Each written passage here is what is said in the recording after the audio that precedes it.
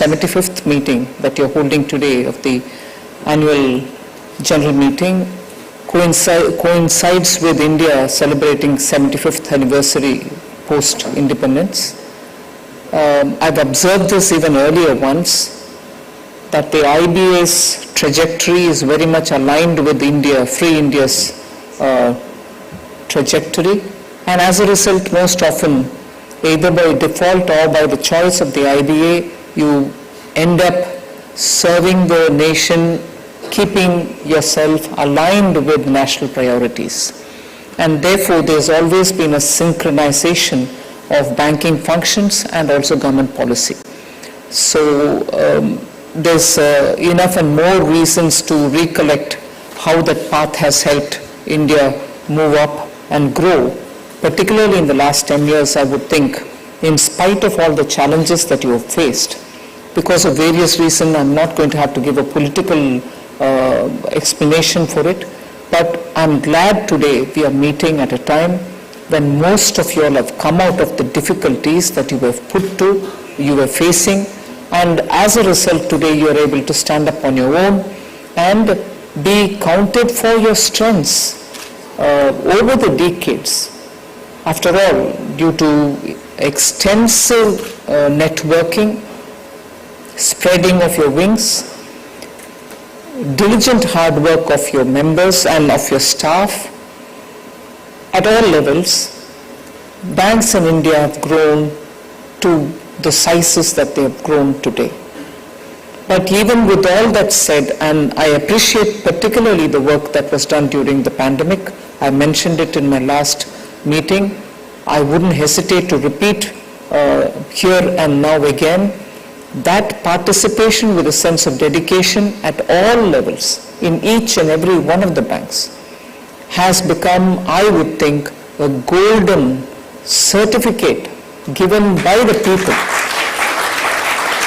because of the dedication with which at every level, banking, staff, officers and everybody, in spite of the challenges of the COVID-19 pandemic, were at the service of the nation. You went to the villages, you delivered on, to the customers who couldn't come to the branches and so on. And some of your staff had also got afflicted by COVID. They couldn't come out of it. And I always have a word of prayer for all of them who lost the breadwinning member of the family who was a member of the IBA as well, in the sense working in a bank. So whenever I meet now post the pandemic, I have a sense of gratitude towards banks in India because you not only worked through the pandemic but also made sure the amalgamation processes were so undertaken without much of a friction. Banks were merged because we wanted larger, more optimal and efficient banks. All those exercises were also undertaken during the pandemic. So you have gone through a test of the fire, if I can use that word, took up many challenges, amalgamation, COVID pandemic, keeping your staff together, and post that also the demand which the government were giving forward guidance saying we need more credit in the market, go reach out to the customers, also go to the far-flung areas of the country. You did it all.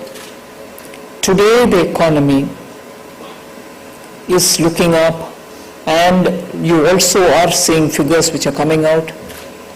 You are clearly seeing the health of the bank, which you yourself are reporting. I don't need to re-report to you. The restoration of the health of banks has been so recognized. People are saying today Indian banks are up and healthy and they are at their best. So all this could not have been accomplished but for the diligence with which all of you all have worked, and my word of appreciation in this meeting of the 75th Annual General Meeting. There are several data that I can share with you. I can also say banks have reached this much, NPAs have come down by so much, liquidity is spread so much. I'm not getting into that discussion because I'm sure all of you all have been talking about it, reporting about it, writing about it. And the Secretary DFS, who should actually be keeping an account of it, is fully seized of it. So I'm not going to be getting into that. But what I need to talk to you at this stage, I think, particularly when we are celebrating India's 75th Azadi Ka Amrit Mahotsav, and also where the Prime Minister is very clear that for the next 25 years, which he constantly refers to as the Amrit Kal, Amrit Kal has taken off at a very, very positive note. If at this stage, when we are planning for the next 25 years, India has reached the 5th rank in the world from 11th rank that we were in 10 years ago, just the auspicious beginning that we've been waiting. And that auspicious beginning has already arrived. We are talking of an economy which is the 5th largest, and having moved to the 5th position within a matter of 10 years, we have so much and more to do. So the Amrit Kal and the banking industry to serve the Amrit Kal is going to have to occupy all our minds. It is for us to see how best we can lift ourselves to meet with the aspirations of a growing India. If from the Red Fort, Prime Minister says by 2047 India can be, should be, and we wish to be the developed country that we so deserve to be in, I think the biggest role to contribute in this path, and for this path, for us to reach it by that time which all of us hope to be, it is the banking sector which has to make a big contribution. And there's no denying that banks are the biggest catalysts. You are the ones who are going to facilitate businesses to run, agriculture to be comfortably placed, small businesses to be given adequate capital, understanding the nature of requirement of capital by the MSMEs, corporate sector to be supported, but supported with your prudential decisions in particular place. Good commercial decisions to be taken by the merit of the matter rather than by anything else. Professionalize your decision-making boards. There's no way in which banks can any longer, and I understand, I'm saying this even as you've already understood it. There's no way banks can any longer run with a crony kind of a background. This government, particularly under the leadership of Prime Minister Modi, has ensured there are no instructions given to the banks. There are no direction about fund him, not fund so-and-so is not given at all. You have recognized that, and we have also appreciated that professionalism is what you are all moving towards. And we need to take that at a far faster pace. If for 25 years, especially when India has to grow at that kind of a speed, it is you, the catalyst, who will have to be empowered. And I'm sure the DFS is conscious of that aspect of what we need to do to let the banks be. Ask them to carry on with their functions as they should. And engage professional services, professionals who can come and run it in a far more purely banking perspective in mind. So with all that in mind, when we are moving towards greater professionalism, greater independence, greater standing of the Indian banks, which is already proven, I would thank the former Secretary DFS and now also the current Secretary DFS, who actually had gone through quite a difficult phase with me in particular, where I kept saying, no, I'm not giving any more capital to the banks, let them go to the market, raise funds on their own because they are fine enough in their health. It looked as if I had been very difficult. I like to believe so. I'm sure you still think that I was difficult. But it helped. Haven't you all realized that you went to the market and you could raise resources for yourself? You don't need the government to, have that approach of my bap, please give me. You've proven yourself.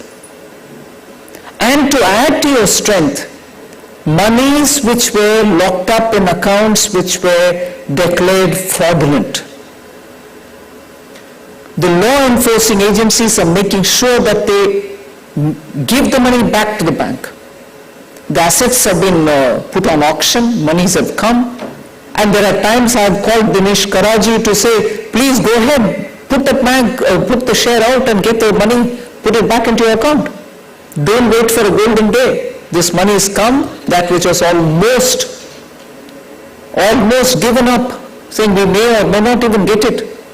Those monies have come. We shall pursue that every bit. No fraudulent account will be left without being taken to the court.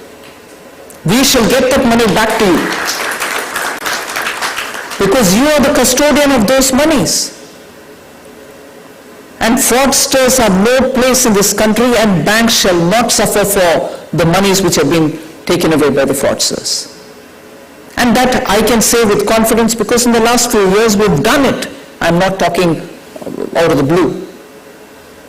So if that is the kind of support with which we want to work with the banks, both public sector, private sector on a different scope,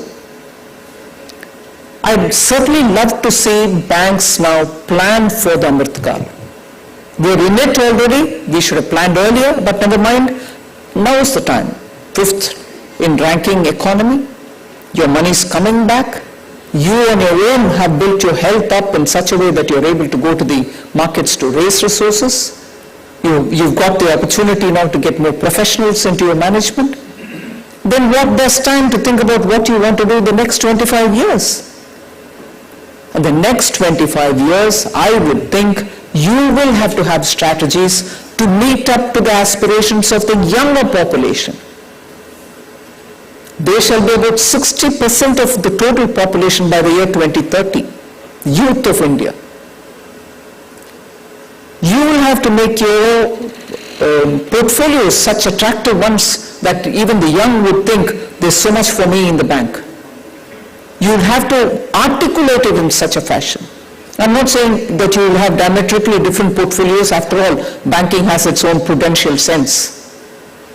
But are you making yourself accessible to the youth of this country? Today, women are coming out in very many different ways and doing businesses. Are you communicating with them? Are you offering products for them? So the next 25 years, I've just indicated to you 2 things, but there could be very many more. So I would like the IBA to take the initiative to plan for the next 25 years as to how you're going to be the most effective catalyst, which you have proven during the pandemic. And therefore you have it in you to be able to plan for the next 25 years. What are the areas in which you would want to expand? Not just your brick and mortar. How digitized are you? Is digital, how do I say this? Are you digital savvy? Is your bank digital savvy? Are your staff digital savvy? I don't want to use the word technology. It is technology. But are you all comfortable in being a digital institution? How much of training goes in for this? Now, each of us have created our own empires, maybe. Each of us have our own system, digital system, but that doesn't talk with the next one. After all of you are serving this one country, either within the land or outside. Do your systems talk to each other? Or a customer, for instance, who has an account in A bank, for some reason has to function or do some business with B bank, has to recreate it all. And it will be such a missed opportunity if we are sitting and thinking that I've created my own, I am happy, whereas the fellow who deals with you is the one who feels how many walls are there between banks. So I would think the IBA should plan to make sure all systems in all banks, which is private or public, for the purposes of the customer. I'm not asking you to open up the whole arena. For the purposes of the customer, should make systems talk to each other. Now, in a way, account aggregator business has shown us that with the consent of the customer, you are able to provide services and there are no digital encroachment into his privacy. So why is it that we wouldn't be able to do it for other things in the bank? So that is one of the things I would think for the Amrit Kal, you should be a lot more digital savvy.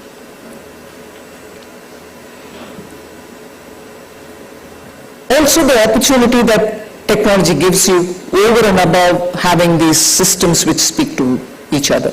Your efficiencies, detecting fraud, tracking wrong money going into wrong causes, which is, I think, based on the FATF, is a mandatory thing that all of us follow, ministry, banks.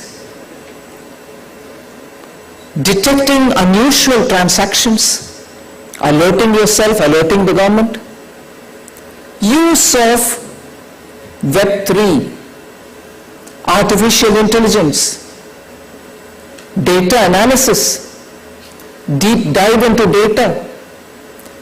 All these will have to have some thought processes and some coordination through the IBA, not so much each bank for itself. So use of the Web3, use of artificial intelligence, I would think will be an immediate priority I expect of the banks. Because otherwise, we are all still probably at some level of digital use, but not really as much as to detect fraud, as to have an early warning sign, put in certain kind of embedded matters into it so that you are able to get yourself alerted when something goes wrong. So if I'm talking so much about cyber, so much about digital infusion into your banking functioning, the natural corollary would be cyber protection. Are you all geared to have adequate firewalls? Are you all covering yourself enough so that there is no major hacking or a black swan event which leads to a system getting agitated? So ensure that you have enough cyber protection and periodic drills to see that there are no loopholes which you have left without attending to. So you need to have the CertFin people engaged quite often and ensure that they are giving you all the assistance to keep yourself cyber protected. I'll come to something which bothers me in the Parliament quite a lot. I think it's important. I'm talking about the public sector banks, but to an extent even the private sector probably will have issues about it. When you have staff in regions who do not talk the local language, when you have at the customer end, at the branch level, staff who don't talk the regional language and who are patriotic enough to say, hey, you don't talk Hindi? No good, you're no Indian. And I'm quoting this because I'm probably not putting it into an inverted comma situation, but it has actually happened. I think it doesn't do any good for business. We cannot afford to have staff who don't speak local language and who demand from citizens that they speak in a particular language. Unless they do it, they're not even Indians, need not be your approach. You're there for doing business. You are not there to cultivate certain value system into the citizen, except that when it comes to the banking, of course he has to be prompt in paying your interest, he'll have to promptly service your loans, he'll have to deal with you in such a way that he frankly comes and tells you what's his security worth and all that. But other than that, if you are there sitting and saying, hey, I can't understand you, will you go away? You're not there for it.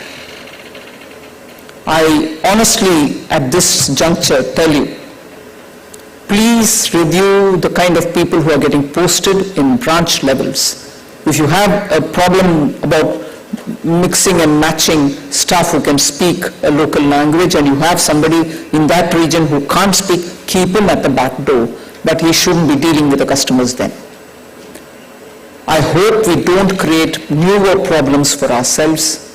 And therefore, I've had this discussion with you all earlier, your recruitments will now have to have lot more sensible ways of recruiting people. If you need X number of people in a particular region, make sure you recruit X plus some more so that that region will require that many number of people who can speak that language. I underline the importance of this because of the diversity of this country. And banking sector also is one area in which constantly there are newer people coming in, employment is happening, and if employment and recruitments are happening, it is possible for you to show how inclusivity can be brought in. Inclusivity just doesn't stop with you lending loans to everybody and therefore we are inclusive. Show it in your staff. Show it in the way in which your staff speak to the customers. Or else I can't see what's the difference. What is the difficulty in learning a language? I mean, I'm from the south. Whatever I do try to learn a bit of Hindi, however poor it may be in my delivery, I learn it. As long as my karma bhubi is here, I have to learn the language of that area. And I can't understand how IBA can entertain officers who get posted in non-Hindi areas who don't speak that language. What is wrong in acquiring a language? You are after all serving those customers. If you don't get a person from that area and you post somebody, make sure that that somebody speaks that area's language. He can't just arrogate to himself that if the customer doesn't understand his language, be damned with him. I speak in strong words on this because that's the nature of banking. You are dealing with people, you may as well respect them and their language.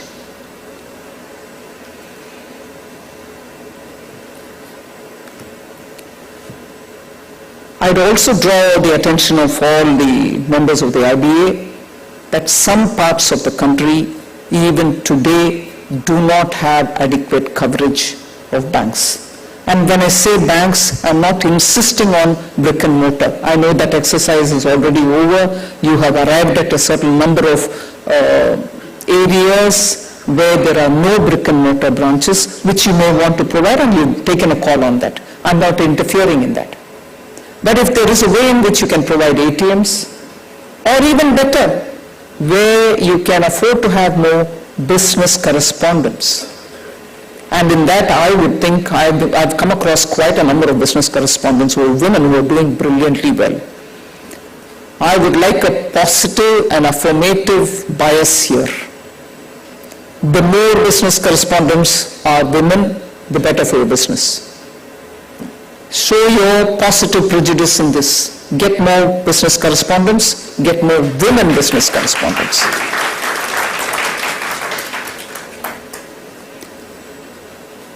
And the regions which have not had enough coverage of banks and where it is possible to bring in digital technology, particularly the Northeast, I was glad to see, and I'm naming the bank, it's not to say others are not doing it, I was glad to see Axis. I was glad to see some public sector banks also making quite a few inroads in the northeastern area. Northeast has a particular difficulty of access, physical access. So if you went by your usual 5-kilometer radius touch point, or if you went by a certain population size for a branch, Northeast will not get one branch. Or the 5-kilometer touch radius test that you do will also not be effective. So you may have to look at Northeast with a bit of a special treatment because they need the banks there. It is all full of bustling activity, economic activity. We need financial inclusion for that area as well. So largely in this meeting, with a little expectation from the banking area, I request that you look at strategies for the next 25 years. You look at digital approach immediately. You look at systems which talk to one another also. You also look at newer ways of providing portfolios for younger population. Don't miss out that the 25 years will be done only with your support. The more old-fashioned we sit around, not undermining the prudential norms. Prudential norms intact. If you sit thinking the business will come to you, no, business will not come to you. People are very good nowadays through their phones accessing that particular bank or that particular institution which is going to be accessible to you. As you did earlier, when I say earlier, about 30, 40 years ago, when door-to-door campaigning for accounts, I do, as a child, I had few people in my house who were all in the banking area. The kind of deposit mobilization, some word like that was used. You went door-to-door to do deposit mobilization. Now you don't need to do that. If you're able to keep yourself available through all the digital phone app-based systems, you are available for everybody. So those kind of out-of-the-box thinking, which are in line with today's India's expectations, are things which you need to plan. Keep your norms intact, but think of ways in which you can reach out. The role of private sector banks is equally important. I would want them to keep their dynamism up. There are certain areas in which both the private and the public sector banks will have to look at, and that is the insurance coverage under the government schemes.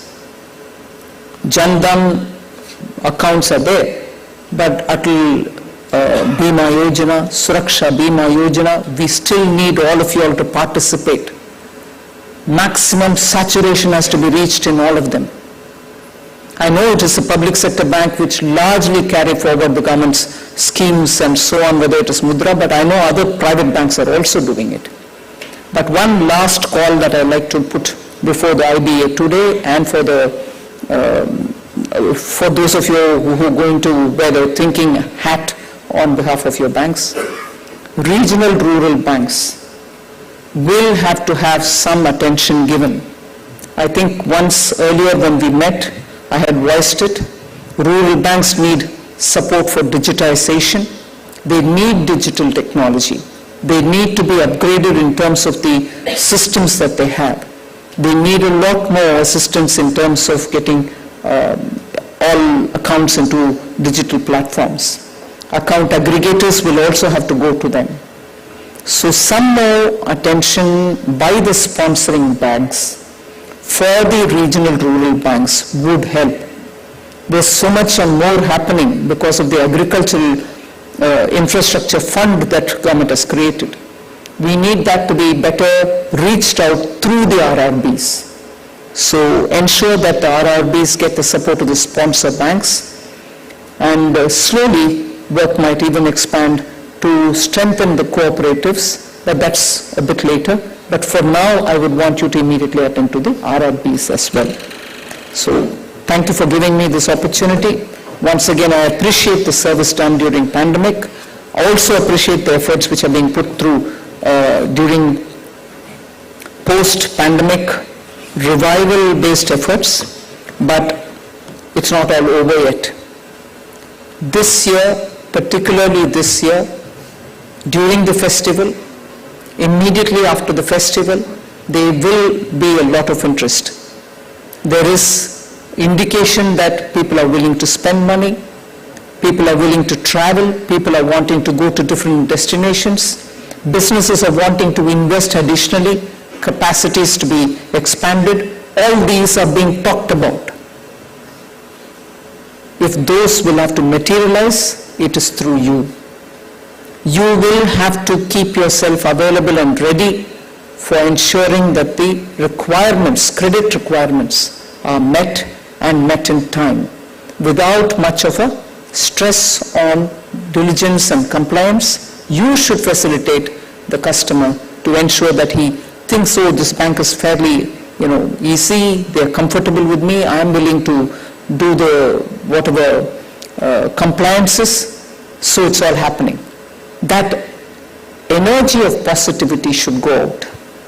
There was a time when you were very strong and very powerful in stating the concerns that you had, and that I remember in 2019.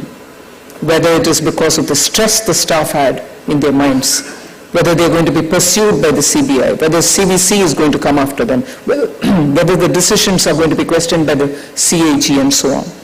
Those days are gone. You're on a better platform now. You're in a better position now.